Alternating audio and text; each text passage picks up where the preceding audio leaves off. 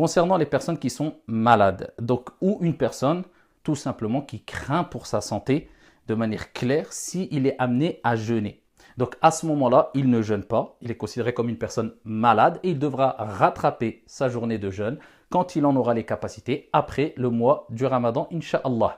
Concernant les personnes qui ont une maladie chronique, donc une maladie qui va les suivre quelque part à vie. À ce moment-là, ces personnes-là, ils ne sont bien sûr ni tenus de jeûner le mois du Ramadan, mais aussi ils n'ont pas à rattraper ces journées de jeûne non jeûnées. Mais par contre, il est préférable, pas obligatoire pour eux, de nourrir un pauvre pour chaque jour non jeûné.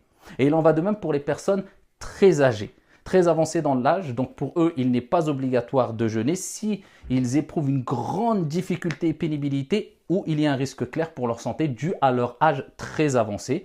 Et par contre, cela, il leur sera préférable simplement de nourrir un pauvre pour chaque jour non jeûné. Concernant les vomissements, si la personne vomit de manière involontaire, à ce moment-là, cela n'annule pas du tout son jeûne. Par contre, même si elle a vomi de manière involontaire, mais elle a été amenée à ravaler, akramakumullah, une partie de son vomi, eh bien, cette journée de jeûne devra quand même être rattrapée. Par contre, si la personne vomit volontairement, cela bien sûr annule la journée de jeûne.